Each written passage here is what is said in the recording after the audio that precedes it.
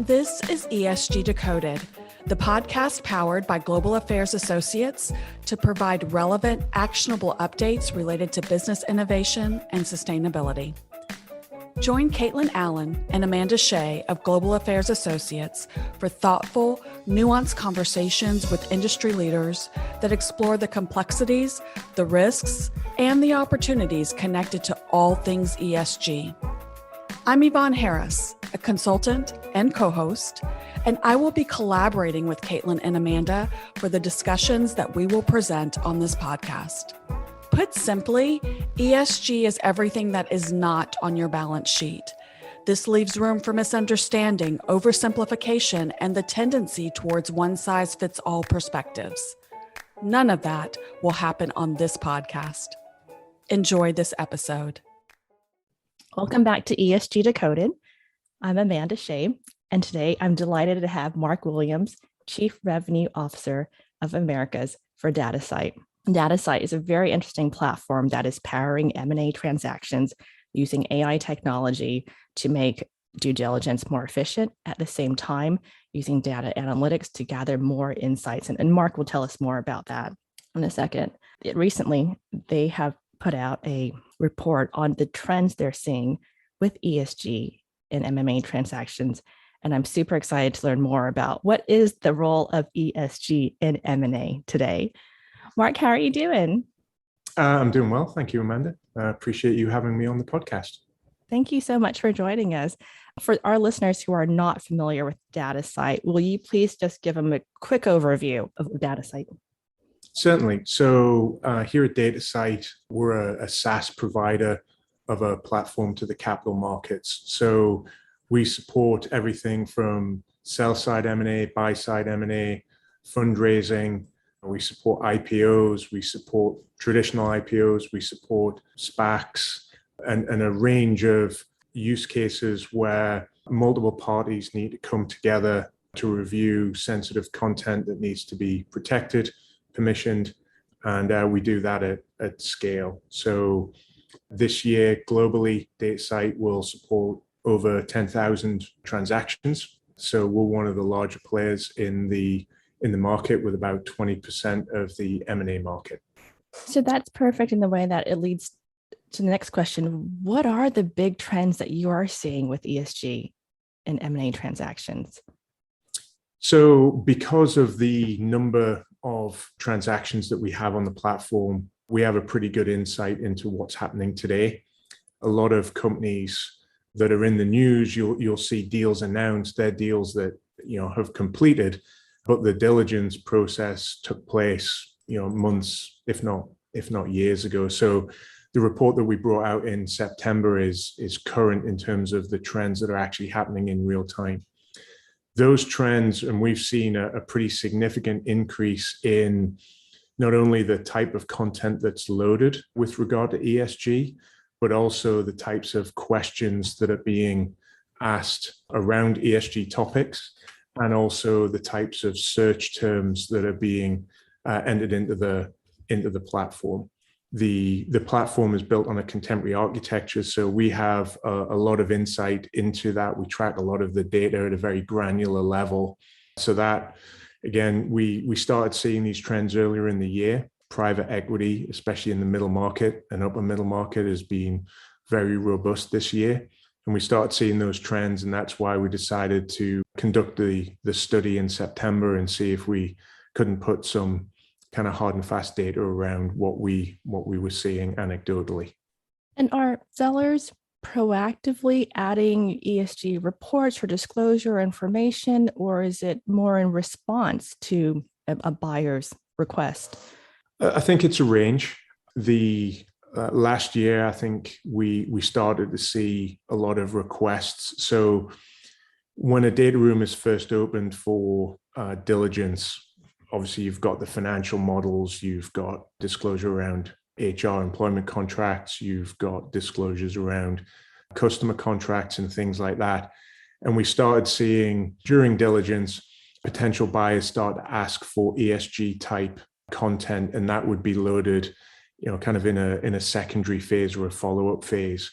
as the banks who are working on behalf of the selling entity started to see those trends themselves, they started to get proactive in advising their clients to load that content, or certainly summary level content, and to get ahead of the questions that they anticipated receiving. So I wouldn't say it is mainstream yet, but it's certainly moving that way. And in the last year, we've seen almost a 52% increase in ESG content that's being proactively loaded onto the platform, because sellers want to get ahead of the questions, and they want to enable the potential buyers to do their diligence as easily and as smoothly as possible. And obviously, if you have to ask questions, that just creates friction in the system, creates time. And so right now, it's not a must-have necessarily. I mean, unless it's part of it's like the round of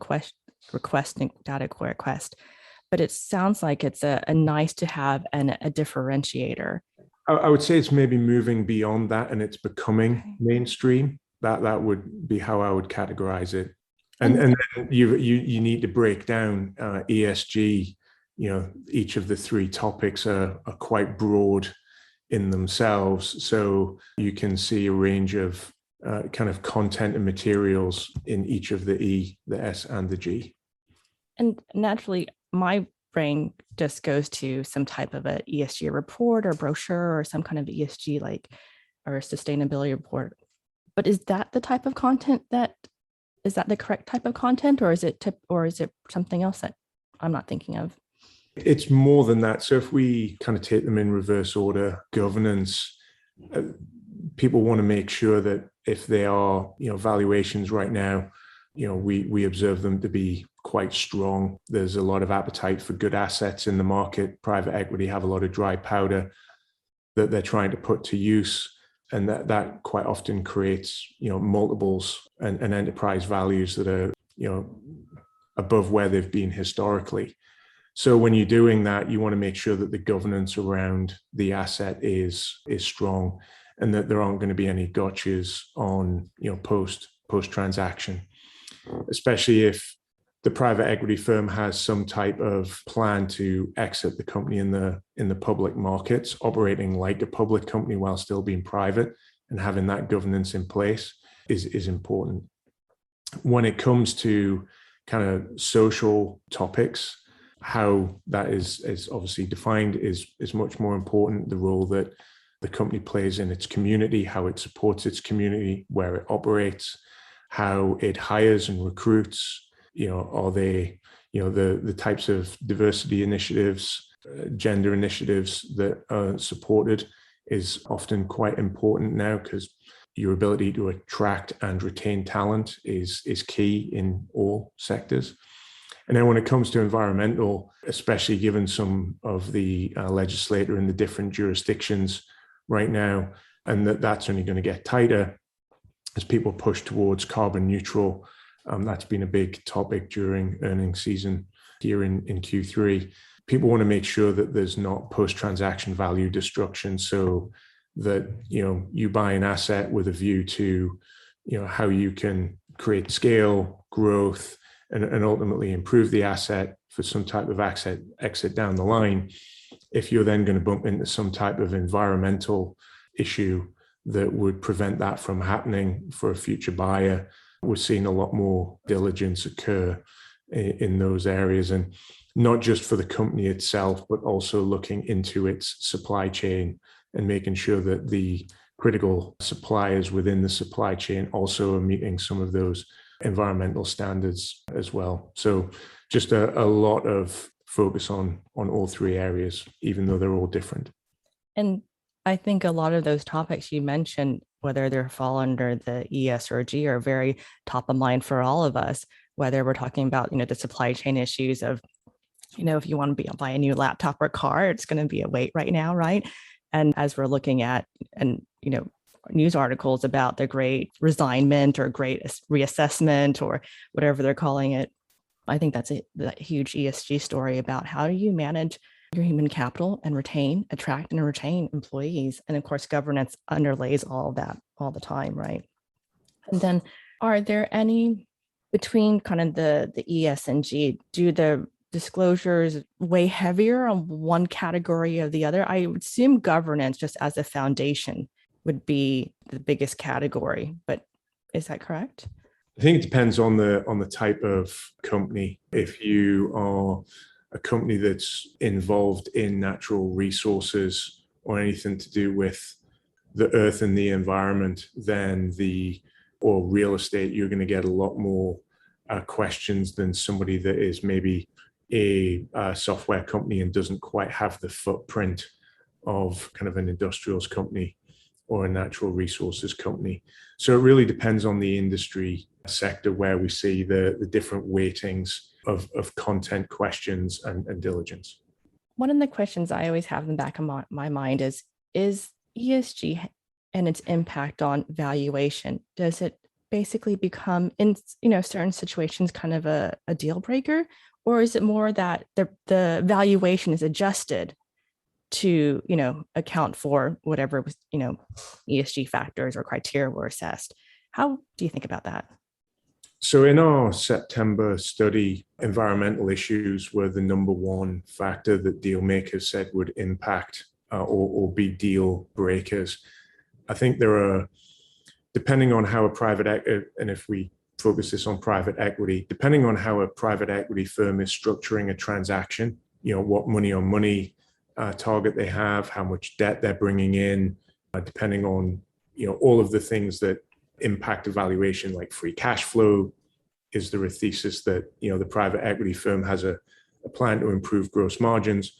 So when you take the investment thesis and then you look at the environmental factors, some of those are not easily or quickly fixable if they are, interwoven into the entire fabric of the a company. And I think that's what, from the research that we've done, makes it a deal breaker versus just a valuation kind of, downgrade. So rather than, 13 or 14 turns, they may be looking at bidding 12 or 13. Environmental issues tend not to be, that's more depending on the revenue projections that the companies put out, is maybe more of a valuation kind of test.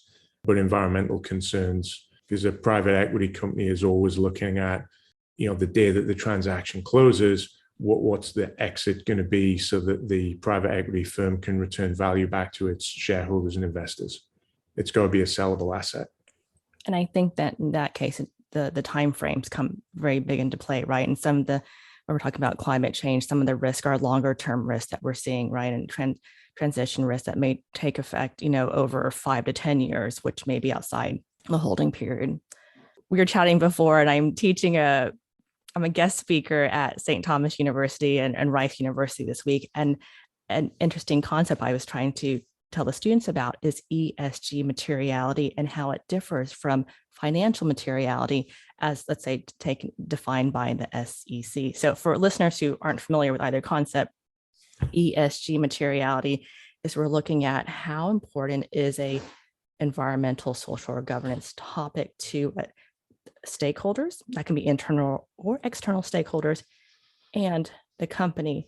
Whereas the SEC definition of financial materiality, I'll just paraphrase it, is that is this information important to a reasonable investor? Would they have changed their investment decision based on this information?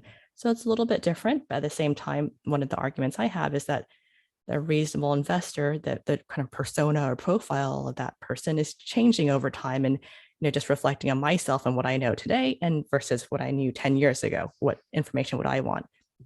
So my question is to you is, with this study and the research, were you able to look at any connections with what our topics are ESG material and how they impact valuation? And I refer back to the class because we pulled up an old study from Professor Serafim at the Harvard Business School, went back in 2015, where he took the SASB, I believe the draft SASB standard at that time, and according to their sector standards, what was material for different publicly traded companies, and analyze their stock performance over time. And it was an interesting correlation, I'll say, not a causation, but correlation he found. Are you able to gain any insights on connecting ESG material factors to valuation or, even the profit and loss statement? Well, we're not a private equity firm or an investment banker. So to talk about valuations, we can talk about what we maybe observe, but we're not the folks actually buying the asset. And that is ultimately the test. I think what we see is the private equity firms putting measurement in place. And if people are putting measurements in place, it means they care about it. And it's not just, lip service. So the SEC are putting things in place. So from a governance standpoint, even if you are a private company, anybody that's looking to bid is going to benchmark you against the SEC standard. Reputational risk is another area where, again, depending on how you and your supply chain operate when it comes to environmental factors, could directly impact revenues. Because if you have some kind of disclosure publicly that calls into question the way that you source materials or labor within your supply chain, directly or indirectly, and that causes some kind of boycott of your products or services, again, that impacts top line revenue. So, and that's why at the beginning we talked about, is this, kind of emerging or mainstream? Whenever potential buyers or private equity firms that currently hold portfolio companies start measuring and making investment decisions based on those measurements, then it's very real and it impacts the valuations. To what degree? Somebody in the private equity community, I think, would be better placed to answer that, but we certainly see it. For anyone who's interested in seeing the latest report, they can go to Datasite's website, but we'll also attach it to the show notes here and look for climate change impact on M&A. Mark, so one last question for you. When you gathered the report and saw the findings, was anything surprising or stood out to you? Certainly the level of content that's now being disclosed as part of a standard due diligence process stood out. Definitely the number of people that thought environmental factors could be deal breakers. Mm-hmm. We knew it was going to be important, but certainly the number of people that saw it as a deal breaker, that surprised to the upside. And looking at their report, I believe it was 44% of respondents said that climate change could be a deal breaker in the next 12 months. 12 months, exactly. Which is a significant percentage. Yep. Wonderful. Mark, thanks so much for joining me on the podcast today. I think this is fascinating, just to see what trends are happening. We have a lot of PE-backed clients. M&A is obviously a potential strategy for them, that they have their eye on, and some have their eyes on also, going public. I think this is a really good study. It's informative to kind of, again, give us real-time insights, not what happened in the past, but what's happening right now. I encourage everyone to go to Datasite's website or use the link in our show notes just to have a quick glance at this report at minimum. Mark, anything I should have asked you that I didn't? I think the one topic that we didn't touch on is there's definitely diligence, happening on ESG topics, but a lot of private equity firms are seeing the opportunity with ESG. So as they look at a platform acquisition and technology tuck-ins, and that they're looking for innovation in and around clean tech and ways to positively impact an asset. I think that's another area that's driving PE activity. And we've certainly seen the number of deals around clean tech and environmental type companies. Their valuations are pretty, I think the phrase that the folks I speak to use is frothy. And I think we'll see that continue, and that's going to be a boom industry sector. I remember seeing a report saying that there's something like, I'm going to get the number wrong, $32 trillion globally to be made from adaptation and mitigation of climate change. So I think that just, I'm sure I got the number wrong, but it was in the trillions and it was a lot globally over the next, I believe it was like something like 10 years. I think that's just, another example of that trend coming to life. Good stuff. Thank you so much, Mark. I appreciate you having you on the show today. Thanks, Amanda. Thank you for listening to ESG Decoded. Subscribe to this podcast wherever you consume yours and follow ESG Decoded and Global Affairs Associates across social media platforms. Until our next episode, take what you learned today to drive long-term value for your organization by doing good for people and for the planet.